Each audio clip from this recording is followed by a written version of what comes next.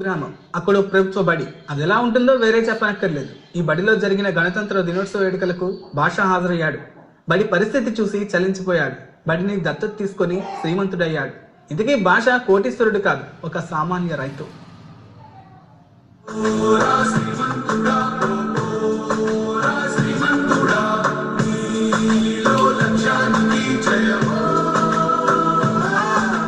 కడప జిల్లాలో గణతంత్ర దినోత్సవ వేడుకల్ని ప్రజలు ఉత్సాహంతో చేసుకున్నారు. అయితే వేంపల్లి మండలం నేలవరం తాండాలోని ప్రభుత్వ ప్రాథమిక పాఠశాలలో గణతంత్ర వేడుకలు డిఫరెంట్ గా జరిగాయి.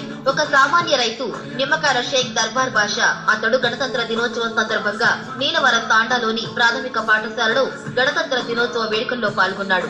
పాఠశాలను దత్తత తీసుకున్నాడు.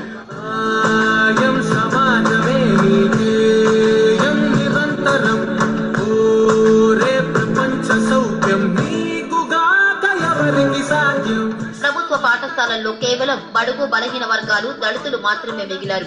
ఈ నేపథ్యంలో 50 మంది బడుగు వర్గాలకు చెందిన విద్యార్థులు ఈ స్కూల్లో చదువుతున్నారు.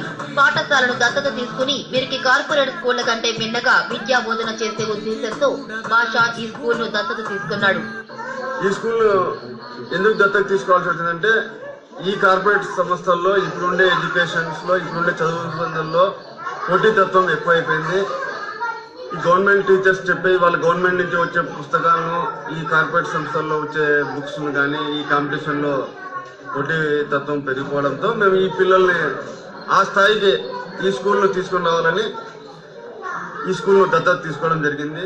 గణతంత్ర దినోత్సవ వేడుకల సందర్భంగా జెండా వందనం కార్యక్రమంలో పాల్గొన్న ఆయన మాలల వెల్ఫేర్ సొసైటీ ద్వారా ఈ స్కూల్ ను దత్తత తీసుకున్నట్లు తెలిపారు. ఈ కార్యక్రమంలో ఉపాధ్యాయులతో పాటు మండల విద్యాధికారి కూడా పాల్గొన్నారు.